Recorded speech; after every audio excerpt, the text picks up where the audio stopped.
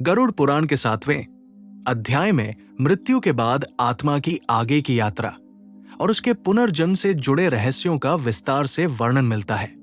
भगवान विष्णु गरुड़ जी को समझाते हैं कि जब आत्मा अपने पाप और पुण्य कर्मों का फल भोग लेती है, तब उसे अगले जन्म की ओर अग्रसर किया जाता है। ये यात्रा कर्मों के आधार पर ही निर्धारित होती है, न कि किसी संयोग या ईश्वर की पक्षपातपूर्ण कृपा से। इस अध्याय में बताया गया है कि जो आत्मा अधिक पुण्यवान होती है, उसे अच्छे कुल, स्वस्थ शरीर और सुख सुविधाओं से युक्त जीवन प्राप्त होता है। वही जिन आत्माओं ने जीवन में अधर्म, हिंसा, छल, क्रोध और अहंकार का मार्ग अपनाया होता है, उन्हें कष्टमय परिस्थितियों में जम लेना पड़ता है। पुनर्जन्म केवल दंड या पुरस्कार नहीं, बल्कि आत्मा को सुधारने का एक अवसर है।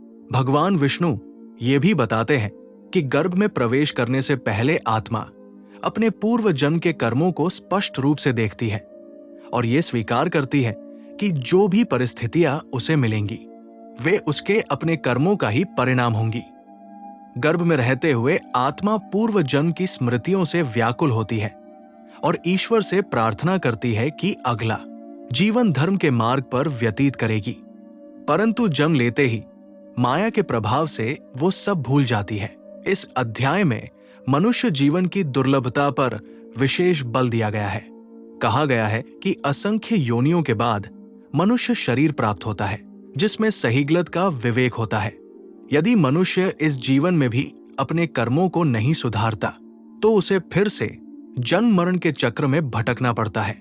गरुड़ पुराण का ये अध्याय स्पष्ट संदेश देता है कि भाग्य कोई अलग शक्ति नहीं, बल्कि कर्मों का ही नाम है।